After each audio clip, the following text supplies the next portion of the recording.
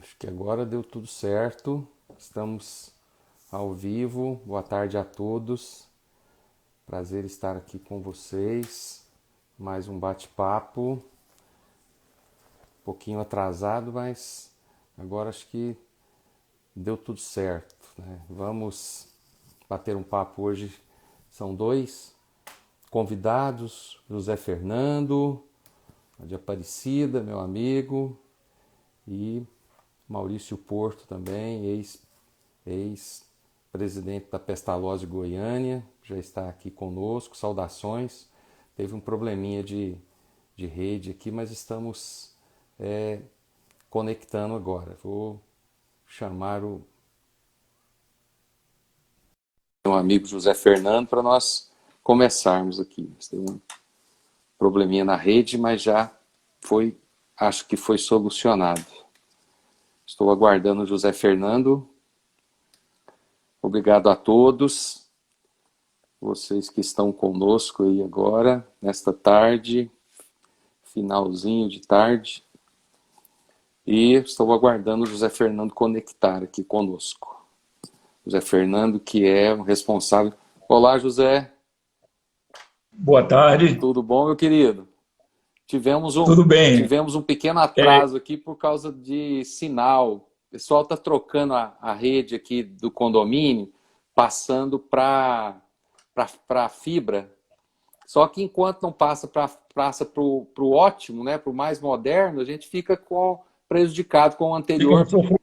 que eles ficam mexendo na rede, enfim. Mas acho que agora vai dar Tá tudo tudo certo. perfeito. Eu reiniciei o celular aqui, acho que e o modem E aqui eu achei que o também. problema era também. Aí eu estava tentando aqui também, mas tá tudo ok. Zé, prazer, viu? Estar contigo aqui nessa Prazer é live, todo meu nessa aí. live diferente, agora à tarde, né? Mas é um horário bom, porque a gente já descansou depois do almoço e ainda é um, é um, é um meio de tarde, assim, bom de bater um papo. E ainda mais Maravilha. com uma pessoa agradável igual você, um amigo de longa data, uma pessoa do bem e muito sério, muito respeitado pelo segmento e pela sociedade em geral. Mas assim, nós temos uma dinâmica rápida hoje, porque nós temos outro convidado, outro pai, né? Nós temos hoje Opa, um o bate-papo Maurício aí. com o Maurício também, que é uma pessoa que tem um filho com deficiência. E você é o pai, né, com uma deficiência e casou, tem família, filhos, netos. Eu, já iniciando o nosso bate-papo, eu quero muito que você coloque para a gente, Zé, quais que foram aí as, as aflições aí como pai, no decorrer da sua vida, né, os desafios aí enquanto pessoa com deficiência em décadas anteriores aí aonde o preconceito e a discriminação certamente eram maiores. E a palavra é contigo. Fica à vontade aí para a gente interagir aí com as pessoas que estão conosco aqui. Já tem várias pessoas conosco aqui. Doutor Tênio está aqui mandando um abraço para você. Doutor Guedes, o Maurício já está aqui. Doutor Herbert, Ronilson, Edilma. Fique à vontade. A Boa palavra é tarde a sua. todos. É um prazer muito grande estar com você, William. E poder falar um pouco dessa experiência de ser pai, né? Que ser pai é uma dádiva de Deus, né? É uma maravilha. E aqui eu quero mandar um abraço para o Zé Ferrão, que ele está em Santa Catarina, e eu vim passar o nome dele aí. Então, essa trajetória de ser pai para as pessoas com deficiência, gera uma certa dificuldade. Mas, para mim, é, como eu fui ser pai, eu tinha 26 anos, né? Então, eu já tinha feito uma trajetória bastante longa e estava preparado. E, para mim, foi uma satisfação muito grande. Tive a honra de ter três filhos, tenho duas filhas e um filho. Então, esses foram momentos maravilhosos da minha vida e que hoje cultuo a todo momento, né? Que agora já estou nos netos, né? Já tenho uma neta com 13 anos, tenho mais dois netos. Então, eu fui premiado e eu agradeço a Deus todo dia por esse momento que Ele tem me proporcionado e eu procuro levar isso para que as pessoas também sejam felizes, né? Isso é importante. E exemplos bons, né? A nossa sociedade está carente, né? Uma sociedade onde a pessoa ser séria, batalhadora, virou requisito, um quesito assim mais que não é para muita gente. Então a gente tem, e nós somos muito cobrados, né, Zé? As pessoas com esse preconceito e uma discriminação que ainda existe, eles nos cobram, e parece que a carga nossa de mostrar para a sociedade que nós somos iguais a todos e que temos condições aí de vencer na vida em todos os aspectos, ela é maior, talvez é maior para nós até do que para a sociedade que nos cobra, porque a gente fica com essa obrigação de acerto, não é? Exato. E assim, a nossa luta, Toília, é para que a sociedade, porque até, eu falo, tudo nós temos que levar e buscar para que a sociedade ela comece a enxergar as pessoas com deficiência com um olhar diferente. Agora mudou muito, mas anteriormente, quando uma pessoa com deficiência passava com a namorada, todo mundo olhava, falava, aí fazia aquela pergunta, mas será que aquela é a namorada dele? Hoje já acabou isso. Mas antes, porque eu falo sempre que ser deficiente hoje é uma maravilha. Mas ser deficiente nos anos 60, 70 e 80 era meio dificultoso. Então você tinha que desbravar. Você tinha que matar um leão todo dia, né? Mas assim, eu busquei sempre superar isso com altivez, porque a gente ainda hoje, a gente precisa mostrar para as pessoas que saber separar o deficiente de uma pessoa doente. Agora há pouco eu estava ali conversando sobre questão de cadeira de rodas. Tem a cadeira de rodas para pessoa ativa e tem para pessoa que está doente, que ela vai usar aquela cadeira, mas daqui uns dias ela vai largar ela. Mas tem cadeira que são permanentes. A minha cadeira é permanente, a sua é permanente. Então, cadeira não significa incompetência nem impotência, né? Exato. Cadeira significa um novo método de caminhar. E eu falo sempre, porque eu tive o privilégio de já andar em pé, mas eu acho que a melhor maneira de se andar é sentado. Entendeu? Porque eu já andei de muleta, já andei segurando a perna, mas a idade chegou e a outra perna não aguentou e eu tive que sentar. Mas eu vejo hoje que eu tenho muito mais mobilidade hoje do que tinha antes. Entendeu? Sim. Então, a gente sempre fala, assim, fugindo um pouco, mas mostrando a questão da potencialidade que nós temos. E a família, nós temos que buscar suprir e honrar a família igual a pessoa que não tem deficiência. Né? Eu sei que o senhor tem um privilégio, muito orgulho de ter uma filha maravilhosa, que hoje é médica, entendeu? Então, eu acho que isso tudo isso aconteceu na sua vida com naturalidade, não foi? Certamente. Eu ia até te perguntar isso. Eu estava pensando aqui na época que a minha menina era pequenininha e ela pegava a bicicleta e falava, pai, vamos apostar corrida? E eu tinha que estar com um preparo bom, cadeirante, para poder mostrar para ela que eu dava conta de brincar com ela disso aí. Bola, de tudo quanto é jeito. A gente tinha que jogar vôlei, tinha que jogar... Então, assim, eu ia te perguntar isso. Como que foi a sua... Você tem o filho homem e filha mulher também, não é? Exato. Eu não tive... Eu sempre tenho esse privilégio porque meus filhos, eles sempre participaram muito da minha vida, sempre. Então, quando eles foram crescendo, eu comecei a jogar praticando basquete e eles participavam muito dos campeonatos. Estava sempre junto, né? E assim, nós somos muito pegados. Então, é a coisa natural, que eles nunca perceberam que eu era diferente, né? Nunca me perguntaram. Então, tudo é natural, né? Porque são as particularidades da deficiência, doutor William.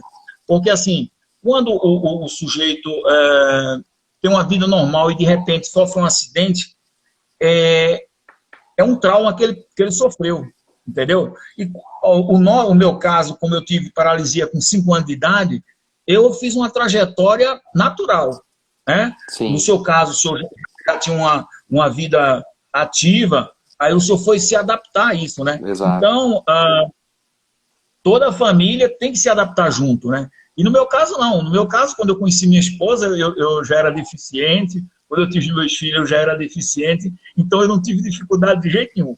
Eles já foram se adaptando a ter que... Pega ali para mim, traz aqui para mim. Então, e isso é bom porque, até hoje, existe um amor latente, entendeu? Eu percebo quanto meus filhos me amam, quanto eu amo eles. Por toda essa cumplicidade que nós temos, né? Eu, muito embora tenha sofrido um acidente depois já de algum tempo de vida, mas eu sofri um acidente com 19 anos. Então, assim, o meu casamento, o nascimento da minha filha e toda a vida dela, né, foi também parecido, idêntico à sua. E ela cresceu nesse ambiente justamente fazendo o quê? Mostrando para as outras crianças também que isso era natural, acabar daquele olhar atravessado das pessoas. E ela fazia questão de comentar com as outras coleguinhas, né? Tinha certeza que falava, mas seu pai usa cadeira de roda? Não, usa, mas ele faz de tudo, ele trabalha, ele estuda. Ela sempre fez questão de falar, enaltecer isso aí. É a construção. Esses filhos nossos, que os seus não são muito mais velhos do que os meus, né?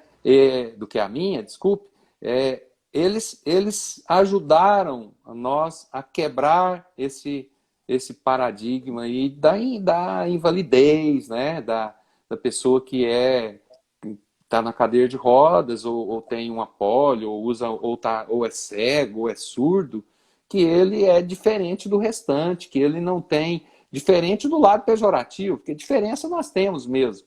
Mas essas diferenças elas vão até certo ponto. Depois disso, nós temos a capacidade, né? Ao você ir à frente de uma pasta numa das principais cidades do estado e é respeitado, é visto, fora acumula ainda cargos aí junto ao paradesporto, né? Alia com ser avô.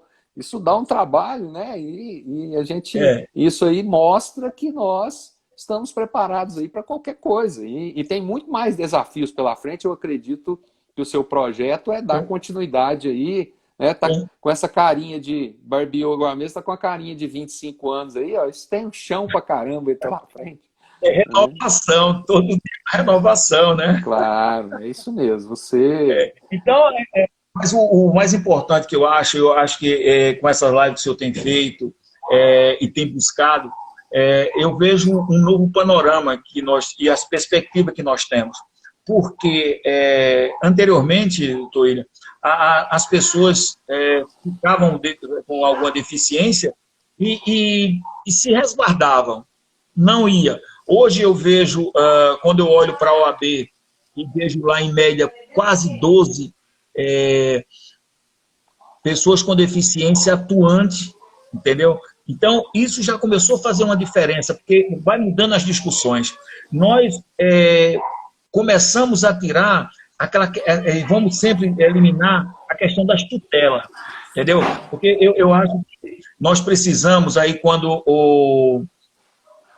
o senhor Maurício ele já vem, a visão que ele tem é uma visão completamente diferente pela deficiência do filho que ele tem, entendeu? Então, e as deficiências, eu sempre falo, elas são únicas. Ela é única. A sua deficiência, você é paraplégico, mas sua paraplegia é diferente de várias pessoas que você conhece, não é verdade? Sim. Então, até entre a própria paraplegia tem os graus, tem os níveis de lesão, sim, né? E tudo isso, a sociedade tem que entender e compreender isso. Eu vejo que nós precisamos abrir um leque, mas de discussão muito proativa, para que a sociedade enxergue. E eu acho assim, quando a gente faz essas discussões com a sociedade, isso significa que você está discutindo e levando isso ao poder público. Porque a partir do momento que a sociedade tem consciência das necessidades, o poder público é obrigado a reconhecer isso. assim, eu vejo uma luta, e a palavra chave de toda essa nossa luta se chama acessibilidade. Porque a questão da acessibilidade é o ir e vir. Não adianta o senhor sair daqui, vai para Caldas Novas, quando chegar lá em Caldas Novas, você vai num quarto de hotel e você não consegue chegar no banheiro. Né? Chega num lugar e você não consegue acessar porque a cadeira não passa na porta. Então, a partir do momento que a sociedade ficar consciente disso, e eu falo, e muitas vezes quando eu abro essa discussão, eu tiro até a pessoa com deficiência do cenário, e eu coloco uma gestante, um idoso, né? Eu falo que quem tem muito medo de cadeira de roda, se prepare para morrer cedo, para não usá-la. Porque quando você pode chegar, claro, você pode chegar a 80, 90 sem usar a cadeira, mas a probabilidade de usar a cadeira é muito grande quando você vai chegar numa certa idade, não é verdade? Então, sim, tudo isso nós precisamos estar conscientes e conscientizar nossos filhos, nossos netos, para que quando eles cheguem numa faculdade de arquitetura, quando eles já pensem sempre num projeto de acessibilidade. Eu acho que essa é a importância que nós temos de levar e buscar que nossos filhos tenham conhecimento.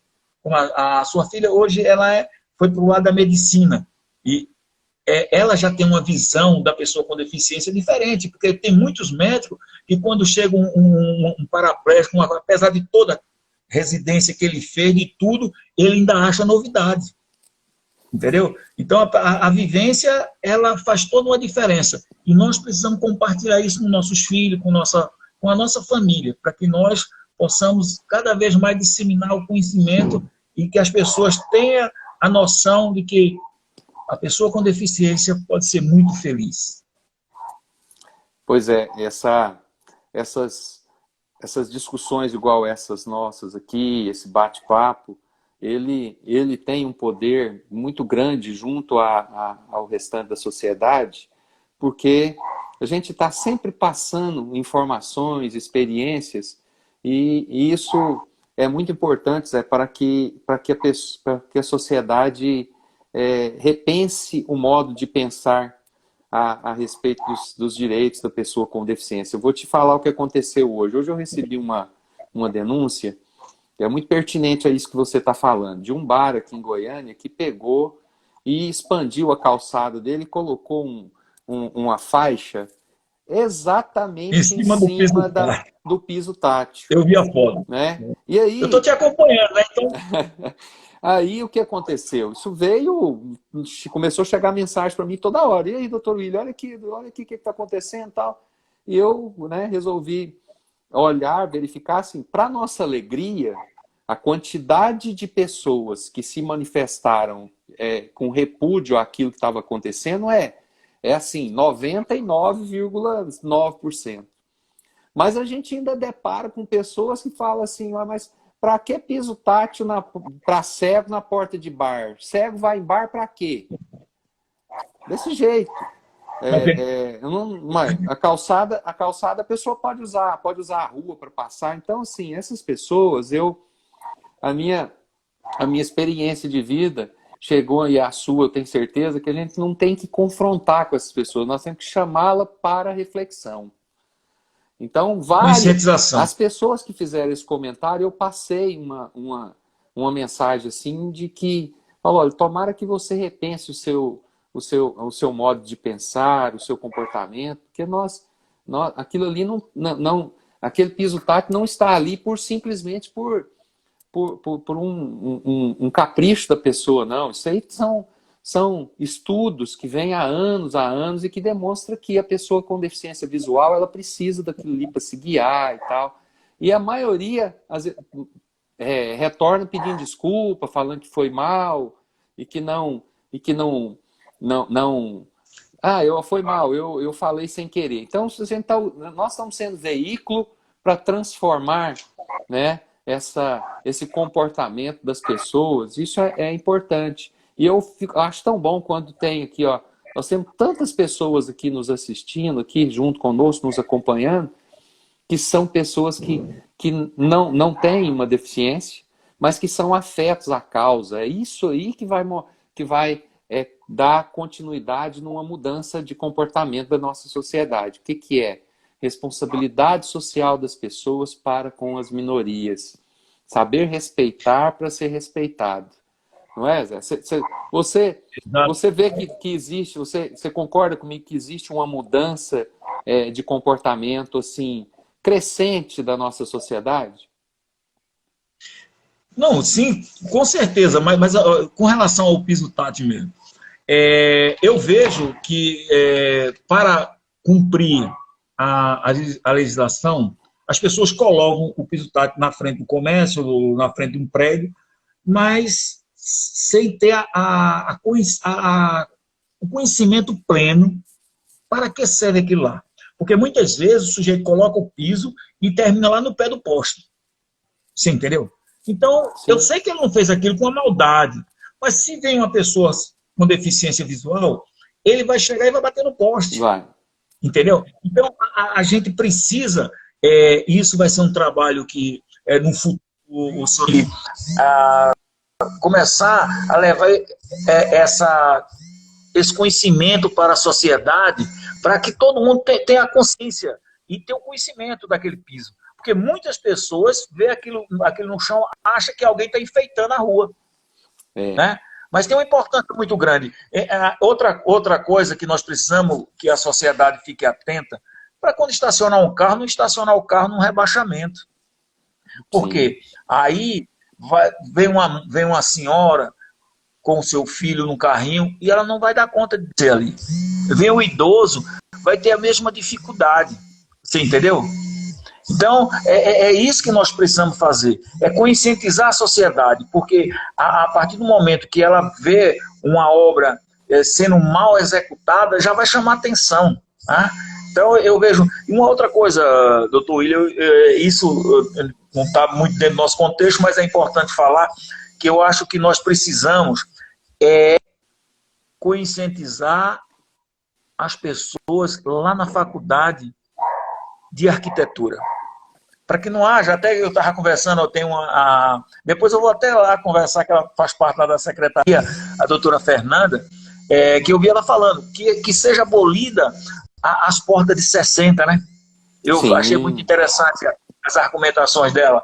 Então, é isso que nós precisamos, para que nós possamos ter uma família feliz, para que uma pessoa com deficiência possa sair e chegar no seu destino sem ter esses intempéries, essas dificuldades que a vida não é a vida, né? Mas sim a questão da arquitetônica impõe, né? Que nós conseguimos superar nosso limite, mas as pessoas também não podem impor limite, né?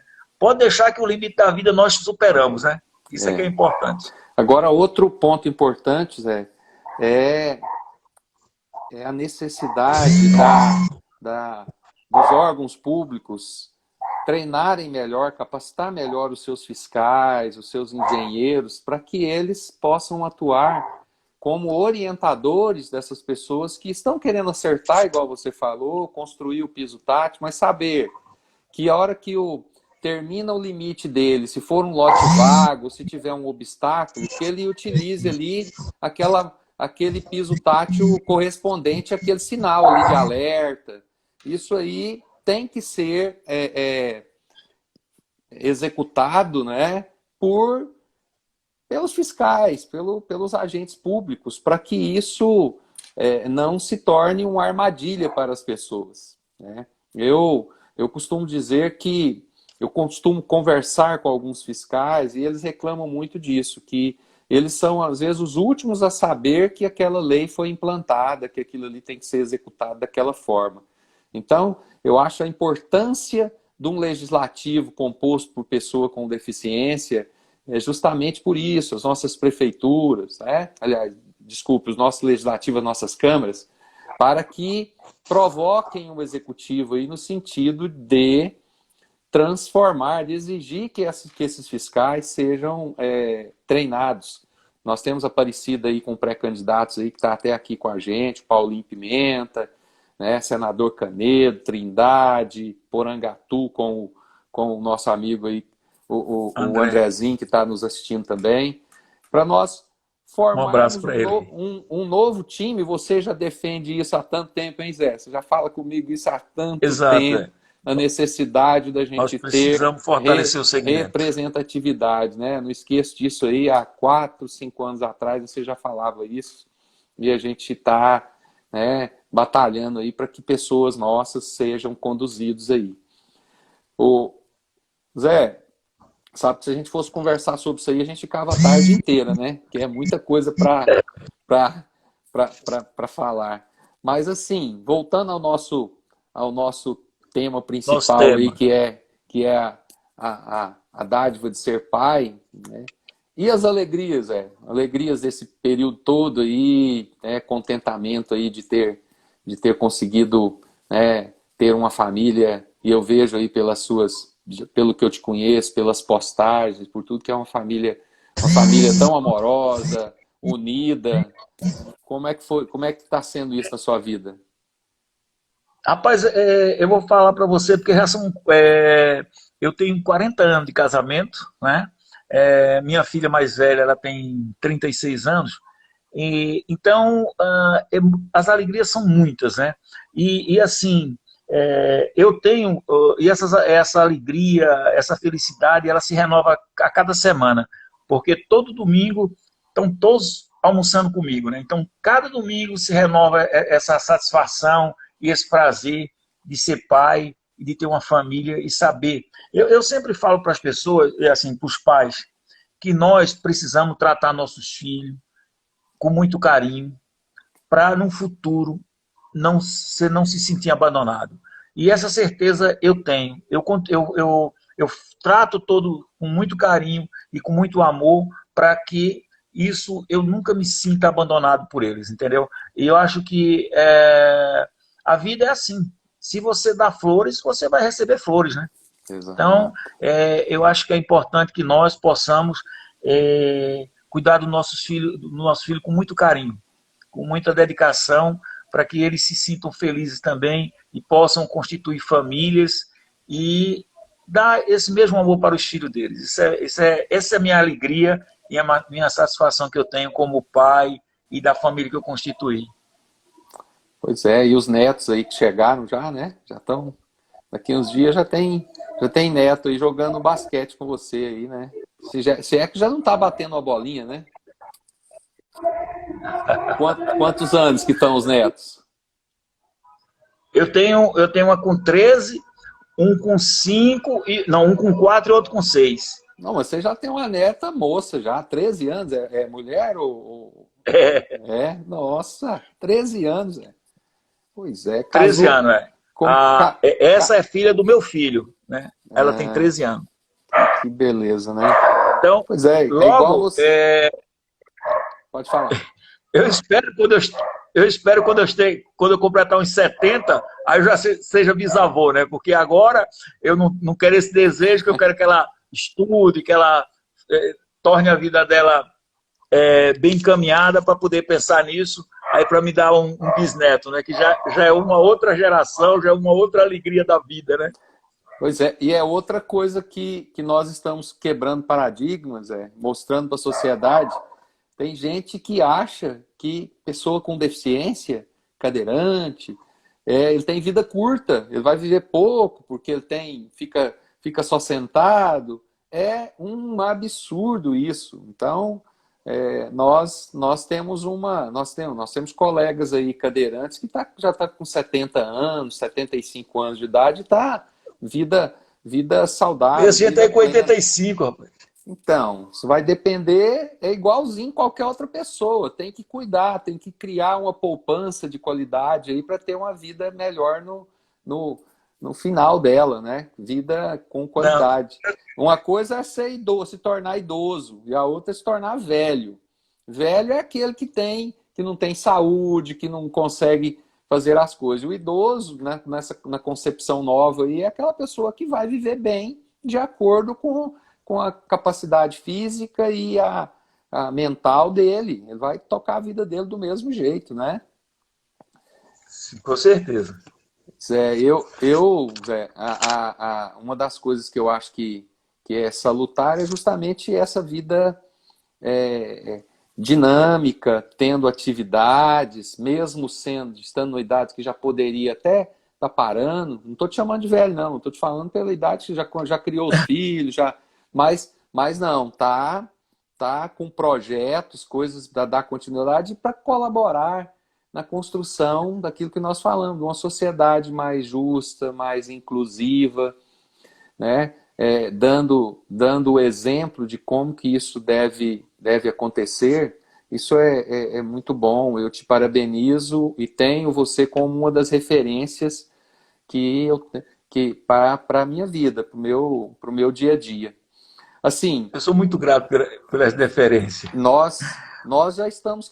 Meia hora passa tão rápido que está faltando 5 minutos para a gente concluir.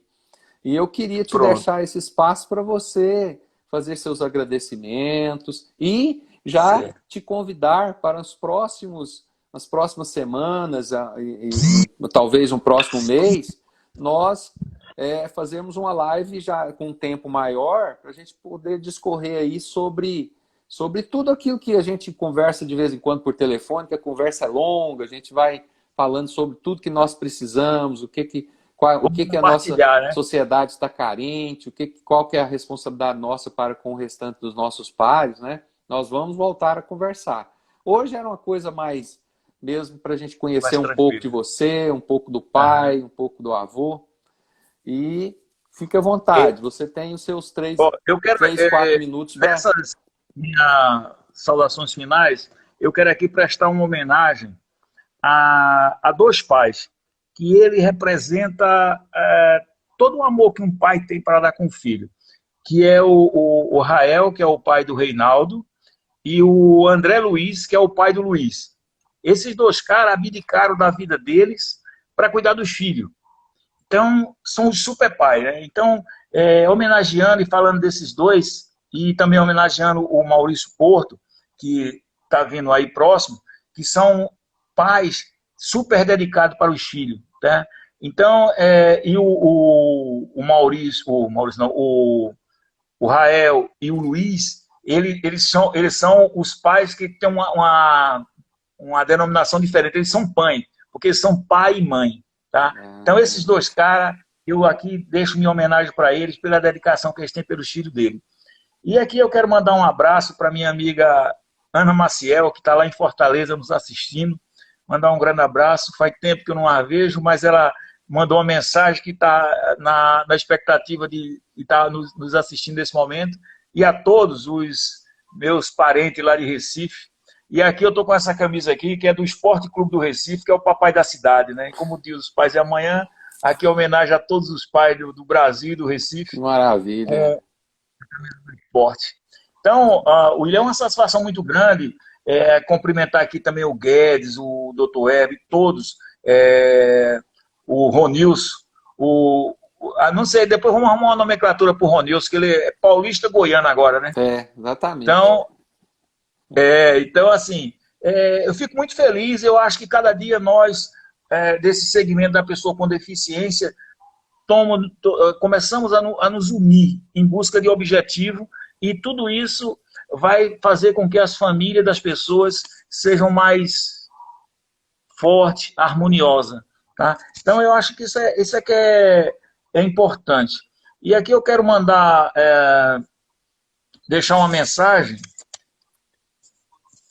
para todos os pais, que a gente possa dar muito amor e carinho para que a gente tenha uma harmonia e a satisfação de estar com nossos filhos, com nossas esposas e tocar a vida, né? Isso é que é importante. Deficiência é só detalhe. Só detalhe. O que vale é a felicidade. Isso mesmo, Nossa, bom demais falar contigo, viu? Essas falas nos deixam o coração da gente bem, bem, bem gostoso, porque a gente sabe que a gente tem pessoas, amigos, que a gente pode pegar o telefone, ligar e vai ouvir um depoimento igual esse seu. Você é uma pessoa do bem. Vamos caminhar junto. Obrigado. Aí. Fica com a gente, nós vamos convido todos para continuarem. Tamo aí, vou ver o bate-papo com o Maurício. Conversar com o Maurício, que é outra pessoa também de Um grande abraço. Coração muito grande. Um grande abraço para você, tá? Foi bom demais falar contigo. Tchau, tchau. Valeu, um abraço. Então, coisa boa, né? O José Fernando é uma figura maravilhosa. E eu já vou de pronto aqui chamar o nosso amigo Maurício Porto para conversar com a gente. Localizá-lo aqui. Maurício.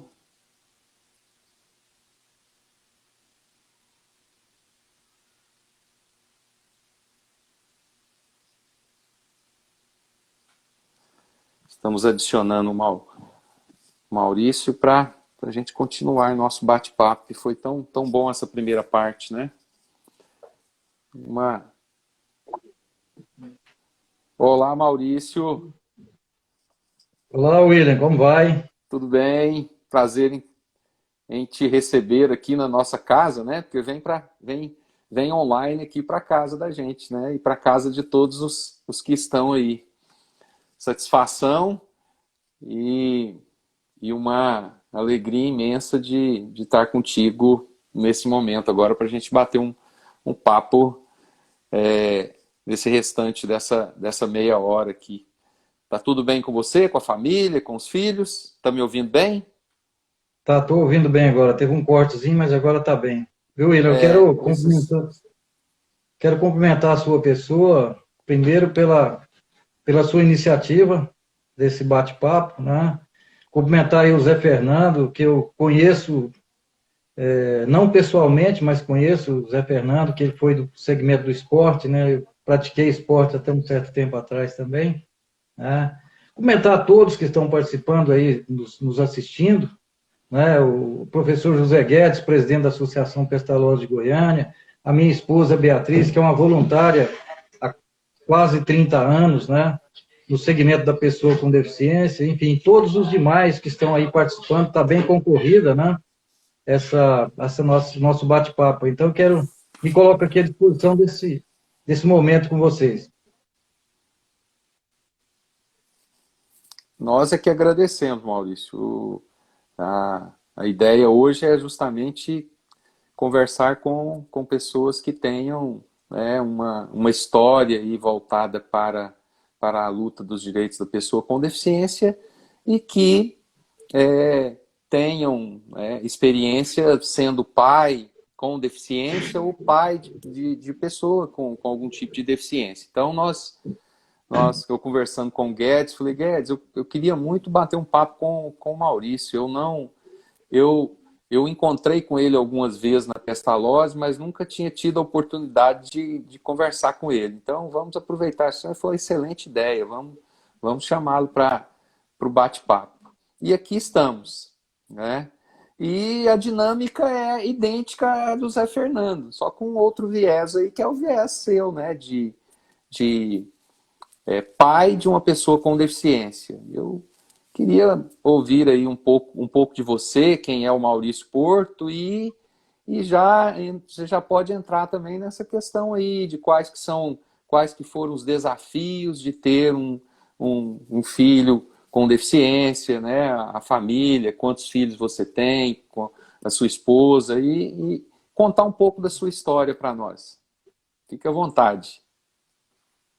Ok, William, veja bem, primeiro, eu não sou do segmento, né? Eu apenas fui colaborador e sou colaborador voluntário por um tempo. Eu sou engenheiro agrônomo, formado, já estou aposentado, me aposentei agora recente, né? Trabalhei 37 anos no Ministério da Agricultura, né? Comecei em Brasília, depois voltei para Goiânia, enfim, tenho 3 filhos, a Gabriela, a primeira, o segundo é o Maurício Júnior, que é o especial, e o terceiro que é o Felipe, né? É o caçula. O Maurício Júnior, anteontem, ele completou 38 anos de idade, né? A minha esposa Beatriz Rosa de Carvalho Porto, que é bastante conhecida também, inclusive ela começou a militar no segmento tanto quanto antes de mim, né? E ser pai, primeiro, ser pai, acho que só tem uma coisa mais nobre nesse mundo, que é ser mãe, né? Então, ser mãe e professor, acho que são as duas coisas mais nobres que tem na face da Terra, né? E ser pai é isso, é você gerar filhos, dar educação, dar os cuidados, né? Enfim, formar as pessoas, né? Acompanhar, dar o aporte. Então, é isso que é ser pai. Agora, quando você é pai de uma pessoa especial, tem uma certa diferença, porque eu queria até fazer uma referência aqui, é que vocês são do segmento da pessoa com deficiência física, né? Nós temos algumas deficiências física, Sim. a visual, a auditiva e a deficiência mental. E tem a múltipla também, que é a combinação de mais de uma, né? Mas, enfim, as pessoas do segmento de deficiência mental, ou deficiência intelectual, como alguns dizem também, ela tem uma característica diferenciada, é que ela não tem razão própria, ela não tem autonomia própria, quase todas elas, a não ser alguns que têm uma deficiência mais leve, que têm capacidade de ter uma capacitação profissional, né, e ser auxiliar em algumas situações. O professor Guedes sabe muito disso aí, porque nós temos um trabalho na Pestalozzi nesse sentido de trabalhar com pessoas, colocar em mercado de trabalho, até aquele que não tem nenhuma capacidade pessoal. Ele tem que ser tratado no dia a dia, 24 horas por dia, o mês inteiro, o ano inteiro, a vida inteira, né? Então, a pessoa, há uma diferença um pouco maior. É o caso do Maurício Júnior. Ele tem 38 anos de idade, mas ele tem idade mental de 3, 4 anos. É uma criança, né? Ele não fica só, não pode ficar só. Aprendeu o básico, né? Sabe comer sozinho, sabe ir ao banheiro, atende algumas comandos que ele aprendeu, né? Por repetitividade, enfim. Ele entrou na Associação Pestalozzi com 12 anos, já tem muitos anos que ele está lá, e muita coisa ele aprendeu na Pestalozzi, né? Então, e aí tem uma questão seguinte, quando você tem um filho com deficiência, lá no início, primeiro vem aquela expectativa sua se é ou não é, até que você detecta que realmente a pessoa tem deficiência. Aí passa um período de resignação, um período de um pouco até de revolta com a situação. Eu estou falando aqui que isso aconteceu há 38 anos lá atrás conosco, né? E aí vem depois um período de você tratar o assunto e aceitar, né? Ter aceitação daquele momento. Passado esse momento, você vai trabalhar, então, dentro do limite que a pessoa tem. Aí vem o crescimento, vem o desenvolvimento, né? O Maurício Júnior começou a falar alguma coisa quando ele tinha um ano e pouco de idade. Ele foi andar com 1 ano e 10 meses, houve um atraso também nele andar, né? Depois ele regrediu, não falou mais nada, ele não fala, né? Ele apenas emite sons e tal, e ri, chora, enfim. É uma criança realmente. Então, depois disso, aí vem a questão da escolaridade, você vai procurar a escola especial. Eu estou falando aqui de épocas anteriores, que quando ele tinha 2, 3, 5 anos de idade, tem muitos anos atrás, e o ensino especial era bem diferenciado do que é hoje, né? Você não tinha opções, né? Assim como as pessoas que tinham deficiência, doença mental, né? As pessoas tinham o hospício. Aqui em Goiânia tinha o Adalto Botelho, que muita gente conheceu, que era um depósito do ser humano, né? Lá as pessoas eram colocadas ali, a família deixava e nunca mais aparecia, tá? Então, isso foi melhorando, foi melhorando os tratamentos, a evolução da medicina, de todos os tratamentos da área da saúde, né, da psicologia, enfim, de todas essas áreas desenvolvidas aí. Enfim, então, passado aquele período, a gente vai procurar as opções. Ele trabalhou muitos anos com psicóloga, né, individualmente, depois a própria psicóloga. Ele não é um autista assim completo, mas ele é bem, né, tem traços bem fortes e marcantes de autismo, né? Então, a própria psicóloga orientou, olha, eu tenho que entrar numa área de sociabilização, ou seja, ir para uma sala de aula e tudo. Aí a gente procurou opções, uma escola aqui, outra lá, até que chegamos na Associação Pestalozzi, foi uma bênção de Deus, né? E, inclusive, eu depois presidi a Associação Pestalozzi por 12 anos, né? Entre 2006 e 2018. exatamente para retribuir à entidade e àquelas pessoas e ao segmento aquilo que fez pelo filho que a gente tem, né? Então, mais ou menos, historicamente, com relação a ser pai, é isso. O limite dele é esse, né? E nós temos um problema agora, William, mais recente, assim, todo mundo, quem são os estudiosos do assunto, eles sabem disso, é que, antigamente, lá no início da humanidade, as pessoas que eram deficientes, eles eliminavam, né? Quando nasciam, o pessoal eliminava. Isso veio caminhando ao longo do tempo. As pessoas, depois de um tempo, não eram eliminadas, mas elas eram escondidas, né? Elas ficavam alheias à sociedade, até porque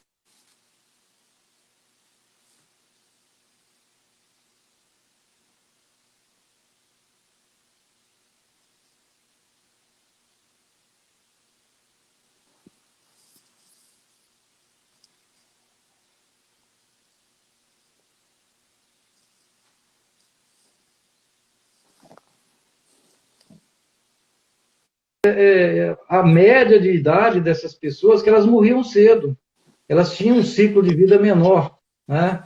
E aí a média de idade subiu, mais ou menos em torno de 25 a 30 anos nessas últimas 3, 4 décadas. Então, cria-se um outro problema, porque a pessoa com deficiência mental, intelectual, ela precisa de um cuidador 24 horas por dia.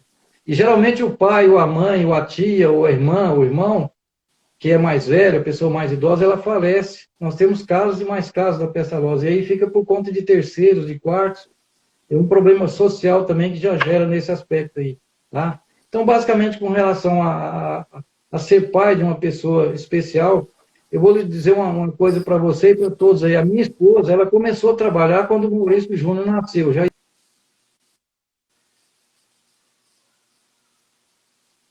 ela pediu demissão do emprego dela e 2 anos a ele, e dedica a ele. E a família passa a viver também em função dessa pessoa. Por quê? Porque precisa dos cuidados. Aí tem a irmã mais velha que cuida, e o irmão caçula, que é uma dádiva de Deus, que é o Felipe, que cuida tremendamente dele 24 horas por dia, né? Adora ele e todos nós, então é uma adoração. Agora, tem que ter um certo cuidado também para você não privilegiar, né? Porque você pode discriminar para um lado, mas pode para o outro também, né? Você tem que ter um limite. Eu tenho que ter limite para as coisas também, para saber poder fazer isso, fazer aquilo. Então, a gente trabalha isso todo esse tempo, e tem os tratamentos também, né? Toda medicação, médico, acompanhamento e tudo, psicólogo, né? Enfim, basicamente ser pai é mais ou menos isso aí, né? Que maravilha de ensinamento para nós, viu, Maurício? Você, lá no início, você colocou uma coisa que eu tenho muita preocupação em estudar, em vivenciar, foi a de eu conhecer as outras deficiências e as suas nuances e as suas especificidades. Por mais que a gente tenha esse cuidado, a gente é envolvido muito pela deficiência da gente. Mas eu tive um período no governo do estado onde eu fui responsável pelas políticas públicas voltadas para a pessoa com deficiência. E lá eu pude vivenciar durante quase 4 anos esse mundo vasto que são as deficiências e suas características, as suas necessidades. E famílias com alta vulnerabilidade financeira, social, onde o agravamento da deficiência é potencializado ao máximo, porque aonde falta estrutura, onde falta dinheiro, a acessibilidade, a deficiência, ela é muito mais aflorada, é muito mais difícil, não é? Os desafios ficam muito maiores. E a gente pôde ver o que é a importância de uma instituição e como que essas instituições merecem e precisam ser abarcadas pelo Estado. Precisam de incentivos, precisam de projetos, precisam de incentivos fiscais, de dinheiro mesmo, de emendas parlamentares, para que elas possam sobreviver dignamente também, porque a gente vê aí, você teve esse tempo, décadas aí, mais de uma década à frente da Pestalozzi Goiânia, e você deve ter passado uns perrengues danados aí em relação a isso que nós estamos falando.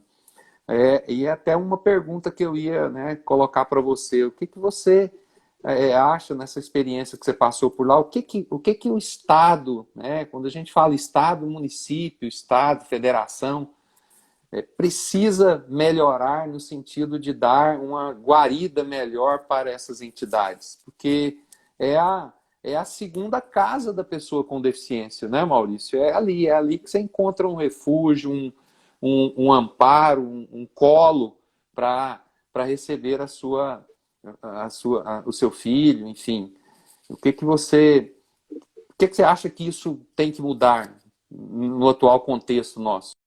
Olha, na realidade, as políticas de governo, nós temos uma legislação bastante interessante no Brasil. O problema é o cumprimento dessa legislação. Esse é o problema. E nós outros, cidadãos, temos a obrigação de estar cobrando isso e acompanhando isso. Eu vou falar um pouquinho a respeito do que a gente trabalhou na Associação Pestalozzi. Primeiro, nós chegamos e encontramos uma instituição que tinha 450 pessoas, com dificuldade danada. Tem um convênio, por exemplo, o governo tinha um convênio de pessoal da área da saúde, da educação, municipal e estadual. São três escolas, né? E tem uma parte de reabilitação de saúde que é feita com recursos próprios da entidade através. Era o SUS, agora mais recentemente virou o programa de 2013 para cá, o SER2. Né? Então há os repasses dos recursos, mas, por exemplo, e também com a área das SEMAS, a Secretaria de Assistência Social, Municipal de Assistência Social. Né? Mas só para se ter uma ideia, o repasse de recursos das SEMAS ficou 18 anos congelado, e o do SER2 já está há 7. E as coisas vão aumentando. Então, o segmento tem que ficar fazendo feijoada, fazendo eventos, vivendo de doação de boa vontade de um e de outro. Né? Não se tem um orçamento. Eu, por exemplo, eu presido um sindicato em Brasília, eu tenho um orçamento lá X, aquilo é certo. Aí é muito fácil você programar e executar. Agora, uma entidade filantrópica, ela não tem isso. Né? Então, as políticas de governo, elas falham nesse sentido. E outro detalhe também é que quando existem dirigentes, pessoas, por isso eu parabenizo você pelo fato de estar galgando aí uma cadeira na Câmara Municipal, é que precisa ter pessoas do segmento, precisam ter pessoas que tenham vivido, que é da área, né, que tem compromisso com isso para poder defender o segmento. Efetivamente, né, eu vou falar para você, viu, William, eu eu até me afastei de um período para cá, me afastei um pouco dessas discussões, porque houve um ciúme de pessoas que estavam no segmento com a minha pessoa, pensando que eu estava galgando alguma coisa. Eu nunca quis nada. Eu quis apenas, então, somente ajudar as pessoas. Mas participei efetivamente de debates na Câmara Municipal, na Assembleia Legislativa, em outras localidades aí, em relação à acessibilidade. A vereadora Cidinha Siqueira, que você deve conhecer, estava no mandato, foi através dela que nós participamos de muitos debates. Ela era da Comissão de Direitos Humanos da Câmara Municipal. Acessibilidade, aquela questão quando nós discutimos aquela época que era obrigatório os ônibus coletivos urbanos ser adquiridos acessíveis, né? As plataformas, uma série de coisas. Nós tivemos um trabalho muito forte e efetivo naquela época. Né? Então, alguma coisa caminhou. Goiânia, por exemplo, ela teve um avanço, existe até uma lei aprovada nesse sentido aí, né? Lei municipal. Agora, aquilo que eu falei para você, é preciso que se cumpra a lei. É por isso que tem que ter um legislativo forte, sensível a essa área, porque eu vou dizer uma coisa para você, nenhuma pessoa deficiente pediu para ser deficiente, nem ninguém. Elas são, porque aconteceu, é a dádiva de Deus, é isso, né? Por exemplo, eu não sabia, você até 18 anos, né, 19 anos, eu não sei se foi você ou o Zé Fernando que falou, andava, né, normalmente, depois teve um acidente, alguma coisa, muita gente acontece isso, né? Então, E ninguém pediu para que isso acontecesse, né? E aí cumpre à sociedade, ao governo, dar condição de vida a essas pessoas. Melhorou muito, mas precisa melhorar mais, né? Hoje, por exemplo, essa questão da pandemia, eu estava conversando com o professor Guedes há pouco, todas as entidades estão com dificuldades, né? Sim, O mundo todo está, sérias. mas essa não poderia estar com dificuldade porque é uma coisa especial. É uma coisa especial, né? É. Então, o que precisa é essa sensibilidade maior. Outro detalhe, eu tinha um trabalho já no Congresso Nacional e faço até hoje, né, pelo que eu presido, eu trabalho em Brasília já vai fazer 6 anos, eu estou no segundo mandato na presidência de um sindicato nacional, né, dos auditores fiscais federais do Ministério da Agricultura, do qual faço parte da carreira, né?